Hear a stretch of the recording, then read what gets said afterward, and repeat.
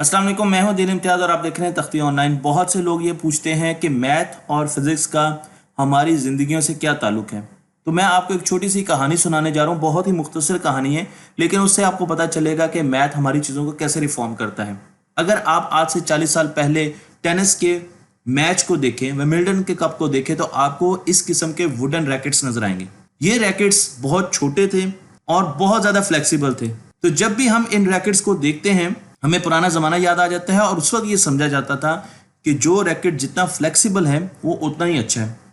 जब इस रैकेट से बॉल आके टकराती थी तो इसका फ्रेम वाइब्रेट करना शुरू कर देता। यहाँ पर आप देख सकते हैं कि मैंने आपको वुडन रैकेट दिखाया और जब बॉल आके इससे टकराती थी तो इसका पूरा लकड़ी का फ्रेम वाइब्रेट करना शुरू कर देता था। और उससे लोगों का ये ख्याल होता था कि क्योंकि ये एक फ्लेक्सिबल रैकेट है इसलिए ये बहुत अच्छा है और इसमें कम फोर्स लगानी पड़ती है और शॉट बहुत ज़ोर से जाती है। यहाँ पर मैंने आपको बिल्कुल वैसी ही वाइब्रेशन दिखाई है जो कि लोगों के जहन में था और बिल्कुल मिसकंसेप्शन था। इस चीज़ को हमने कैसे साबित किया? इसको साबित करने के लिए हमें फिजिक्स और मैथ का सहारा लेना पड़ा।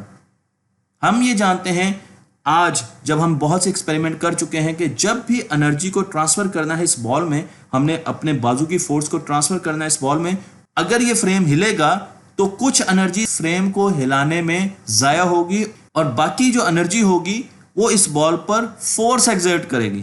तो अगर फ्रेम बेंड हो रहा है, इसका मतलब यह है कि आपकी एनर्जी ज़ाया हो रही है। तो जितने ज़्यादा फ्लेक्सिबल रैकेट्स होंगे उतनी ही कम पावरफुल शॉट आप लगा सकेंगे और जितने ज़्यादा स्टिफ रैकेट्स होंगे उतनी ही अच्छी शॉट आपको लगाने में आसानी होगी। लेकिन स्टिफनेस के लिए रैकेट के एरिया को बढ़ाने की ज़रूरत थी ताकि रैकेट का फ्रेम पावरफुल हो और वो ज़्यादा सख्त हो और उसके साथ साथ उसके स्ट्रिंग की मटेरियल, उसके रैकेट की अपनी मटेरियल भी चेंज हुए। वुडन के बजाय अब ग्रेफाइट के रैकेट्स आना शुरू हो गए।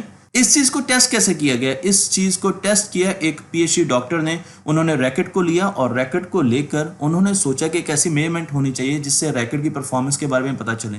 तो उन्होंने एक बॉल को रैकेट पर जोर से बरसाया। रैकेट यहाँ पर हॉरिजॉन्टल डायरेक्शन में था। जैसे ही ये बॉल जोर से इस रैकेट पर आकर लगी तो ये बाउंस बैक हुई और उससे उन्होंने एक कोफिशिएंट निकाला। क्योंकि आने वाली बॉल और जाने वाली बॉल की स्पीड में फ़र्क था, तो उन्होंने इसकी एक रेशियो ली, बॉल की आने की वेलोसिटी रैकेट से लग के जाने की वेलोसिटी। तो जो आने की वेलोसिटी उसे वी इन कहेंगे और जो जाने की वेलोसिटी है बॉल की वो वी आउट कही जाएगी। और मेरे पास अगर वी इन 100 माइल्स पर आवर है और रैकेट पर लगने के बाद वो थोड़ी सी स्लो हुई लेकिन वो 80 माइल्स पर आवर की स्पीड से गई, तो मेरे पास कोफिशिएंट ऑफ रेस्टिट्यूशन जो कि एक रेशो है वो 0.8 है। और 0.8 कोफिशिएंट ऑफ रेस्टिट्यूशन बहुत अच्छी वैल्यू है किसी भी रैकेट की। अब उन्होंने इस चीज़ को तमाम रैकेट के पॉइंट्स पर मेजर किया, हर जगह पर बॉल को मारा और कोफिशिएंट ऑफ रेस्टिट्यूशन को COR को कैलकुलेट किया और उन्होंने मैप किया वो जगह जहां पर COR की वैल्यू 0.4 से ज़्यादा है।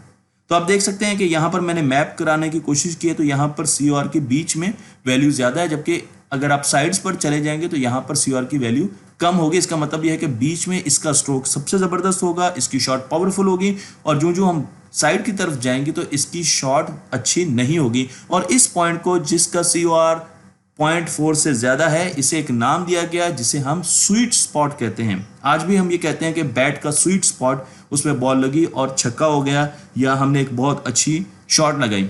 ये वो पॉइंट है जिससे अगर बॉल टकराए तो मैक्सिमम एनर्जी ट्रांसफॉर्म होती है उसके मोशन में, उस पर सबसे ज़्यादा फोर्स लगती है। स्टिफर रैकेट्स बनने की वजह से, उनका डिज़ाइन चेंज होने की वजह से अब हम बहुत तेज सर्व कर सकते हैं। तो आप यहाँ पर देख सकते हैं कि सैमुअल ग्रॉथ ने 163.7 माइल्स पर आवर की सर्व की। आहिस्ता आहिस्ता स्पीड बढ़ती जा रही है और गेम आगे से ज़्यादा तेज़ होती जा रही है। लेकिन इसकी एक बैक साइड भी है कि जो हम स्टिफ रैकेट को इस्तेमाल करते हैं तो हमारे हाथ में वाइब्रेशंस आती हैं, हमारे हाथ पर स्ट्रेस होता है जिसकी वजह से टेनिस एल्बो का डैमेज होने का बहुत ज़्यादा खतरा होता है। तो ये एक ट्रेड ऑफ है कि कितना स्टिफ आपने रैकेट बनाना है कि आप बहुत अच्छा खेल सकें और उसके साथ साथ वो आपके फोर आर्म पर कितनी ज़्यादा फोर्स लगा सकता है। तो मुझे उम्मीद है कि आपको अब पता चला होगा कि फिजिक्स और मैथमेटिक्स की एक सिंपल रेशो ने कैसे टेनिस के रैकेट्स की शेप को बदला और कैसे हमें बेहतर स्पोर्ट्स की तरफ लेके गए। आखिर में मैं आपसे सवाल पूछना चाहूंगा कि क्या क्रिकेट के बैट की शेप भी वक्त के साथ साथ बदली है? क्या उस पर भी ऐसी रिसर्च की गई है? क्या उसका भी स्वीट स्पॉट होता है? आज भी हम जानते हैं कि क्रिकेट के बैट को वुड से ही बनाया जाता है, लेकिन क्या उस वुड में भी चेंज आई है? आपके कमेंट्स मुझे इस बारे में ज़्यादा बताएंगे। तो ज़रूर आपने सोचना है और लिखना है कि आखिर क्रिकेट के बैट में और स्पोर्ट्स में ऐसी कौन सी चेंजेस आई हैं जो कि साइंस ने हमें दी हैं। तख्ते ऑनलाइन को लाइक कीजिए, शेयर कीजिए और इस इल्म को दूसरों तक पहुंचा दीजिए।